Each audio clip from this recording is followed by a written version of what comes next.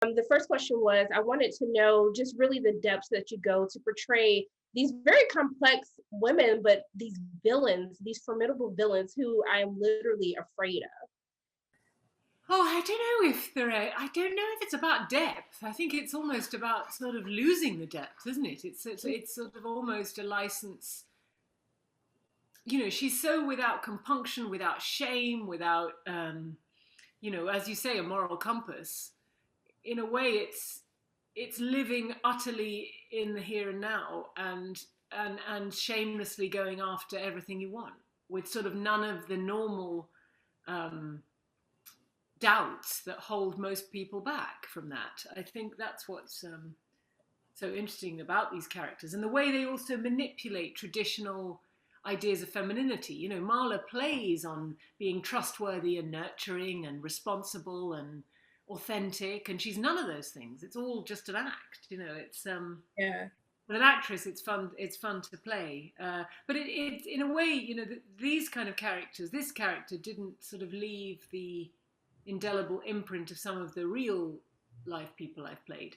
It's in the writing, isn't it? And for me, it's kind of liberating because I don't have anything in common with Marla at all, and so I find it liberating. And I think the reason why it's kind of scary is always because she's a good actress. A bit like Amy Dunn was a good actress. She was able to convince you of something that she was not, and that is always.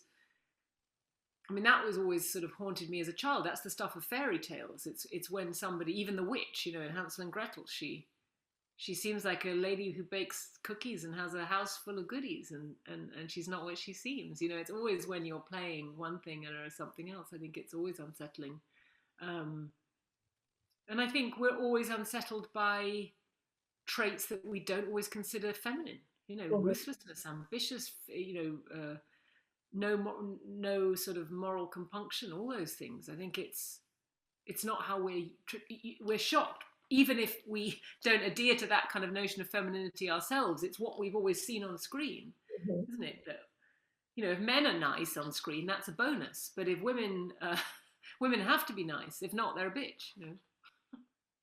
Thank you Anyway, so much. we I could go really on. appreciate you. No, seriously, because I was like, stop underestimating my friend, okay? Because she's here for it. But it made me want to think, and I don't know because when we see really just people in general who are bad, you always feel as though that there had to have been some catalyst that happened in their life that really changed them to be this person. And I wanted to know for you, did you ever pay any mind or just delve deeper into like what her possible backstory could be that could lead her down into this profession?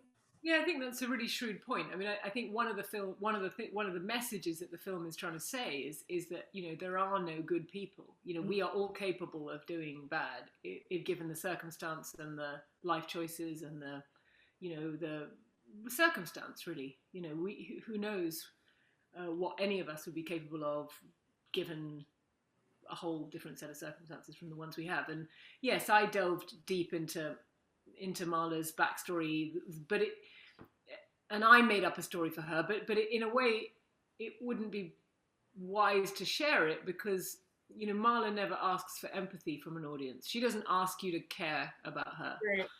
No, And I think sometimes if I'd asked you to get involved with some of Marla's upbringing or her childhood, I might have derailed the whole trajectory of kind of this is refreshing and relaxing because you're not asked to feel, I think. yeah. And sometimes we love to feel, and sometimes it's we're really thankful not to feel. But one of the things that I wanted to know that I Yep. find very fascinating is the way that society underestimates women. And your character is so underestimated in this film, but mainly because she's dealing with these powerful men, but they don't see her as a formidable villain, as an opponent. And I wanted to get your thought process on that because it said a lot throughout the dialogue, but I don't know if necessarily if everyone picks up on just kind of the patriarchy that's happening, throughout the course of this film. Yeah, it's a shrewd point. Like when the lawyer walks into her office. You mean? I mean, he thinks he's going to be in and out. He's going to show her Mhm. the money, and then Marla afterwards says, I mean, it's the oldest trick in the book. You can't get a woman to do what you want, then you call her a bitch and threaten to kill her. Yeah. That's and she sort of calls it. She calls herself the bitch. She's used to it. This guy in his flashy suit. I mean, he literally thinks he'll be in and out. He's got her hustle. He's got her game, and she enjoys the chase. I mean, I think she thinks he's ludicrous, but creepy, and the threat is interesting. But the threat, whereas most people it would probably shake to their core, it makes Marla think, okay, so there's something much much bigger at stake here, and I want in on it. Which I think is interesting. And I think one thing about Marla is one way they roundly underestimate her is that she's not scared of dying. I mean, she literally isn't. She doesn't mean she doesn't want to live. She wants to live and she wants to win and she wants to be the best.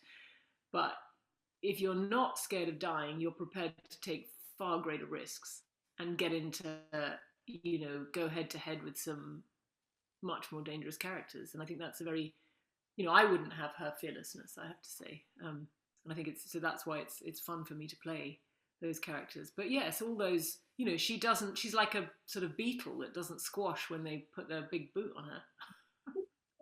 She's like, I'm still here. Like, I do not care. Do what you have to do. But I thank you so much for talking with me. I really appreciate it, and I loved your performance. I love the fact that I'm just looking over your shoulder, and that it's just really, I should have myself looking over my shoulder. Thank you so much. Thank you. Thank you.